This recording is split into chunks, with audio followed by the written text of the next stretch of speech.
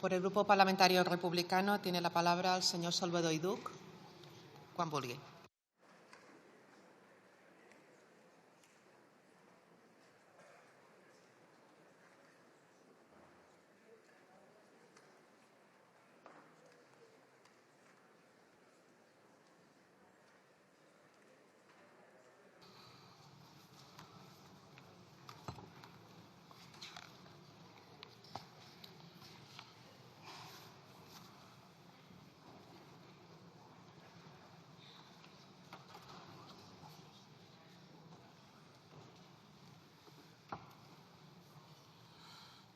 Bon dia, gràcies, presidenta. Senyor ministro, molta sort i molta sort.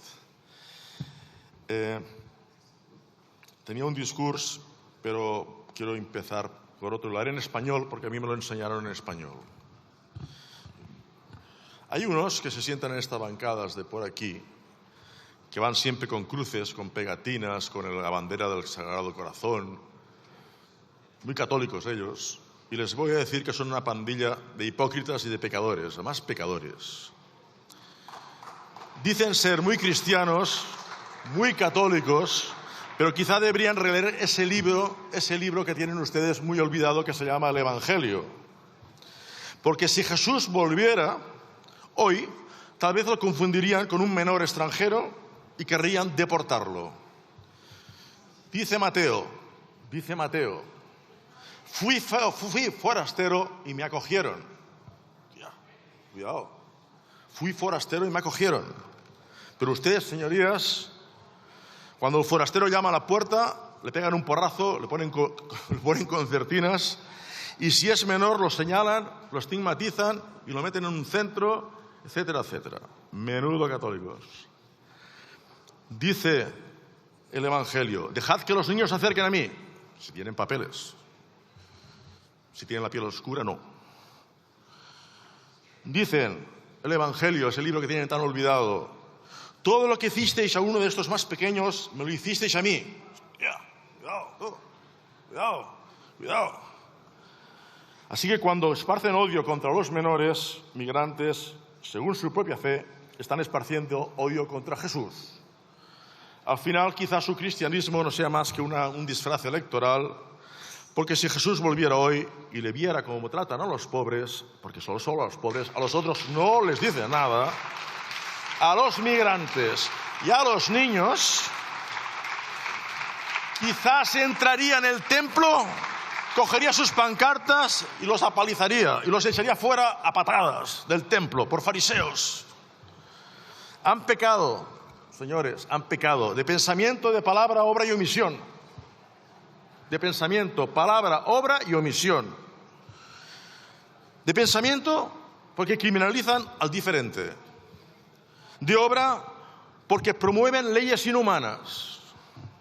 Y de omisión, porque cuando un menor sufre, ustedes miran hacia otro lado. Yo de ustedes iría rápidamente a confesarme corriendo, ya que su religión se lo permite. Eso sí, luego van a misa con sus pegatinas con el Sagrado Corazón y la bandera de España y se pegan golpes fuertes en el pecho, con mucha devoción. Me dan vergüenza por no decir otra cosa.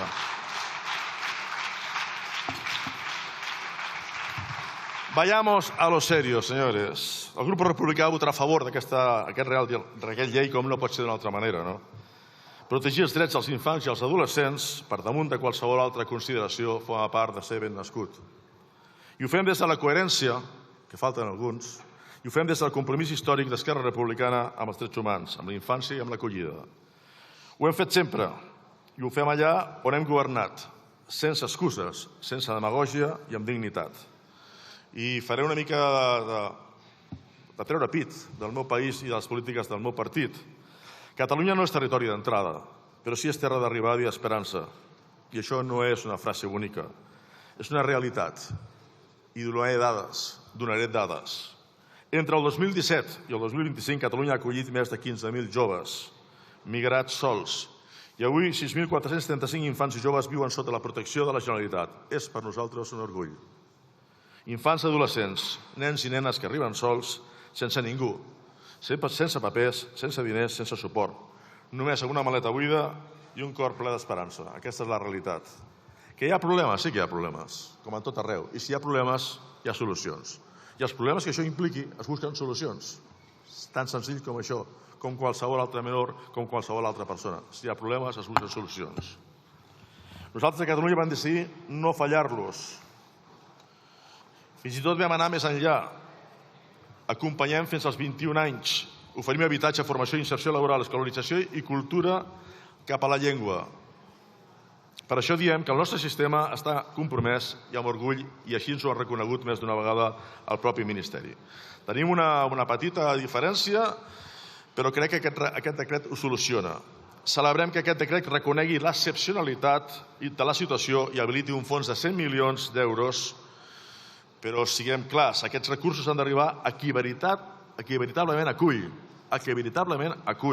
encara que no li toquin trasllats. A qui fa l'esforç, que ja acompanya, que ja fa la feina, com ho fa el meu país, sobretot quan teníem aquesta conselleria. I avui ho reclamem. No és ni caritat, ni és excusa, és justícia. I sabem que per fer justícia calen dades reals, i aquí també diem que les dades les coneixem a la Generalitat perquè els tenim en centres, els tenim comptabilitzats, els tenim finançats i tenim unes dades que estan més actualitzades que altres. No es poden fer polítiques serioses amb xifres irreals. Però escolti, més enllà de les dades, parlem clar. Estem parlant de criatures, infants i adolescents que han viscut el que cap infant hauria de viure mai. No són un problema, són una responsabilitat. No són una amenaça, no són una càrrega, no són una causa, i així ho denunciem. Nosaltres defensem una societat que protegeixi, eduqui i acompanyi. Una societat que no deixi ningú enrere, vingui d'on vingui. Una societat que entén els drets dels infància com a drets universals i drets humans. No negociables, no condicionats, no tractats com a mercaderia. Per això celebrem aquesta llei. Seria difícil que algú votés en contra, i pels que voten en contra, ben a prop hi ha un confessionari. Moltes gràcies.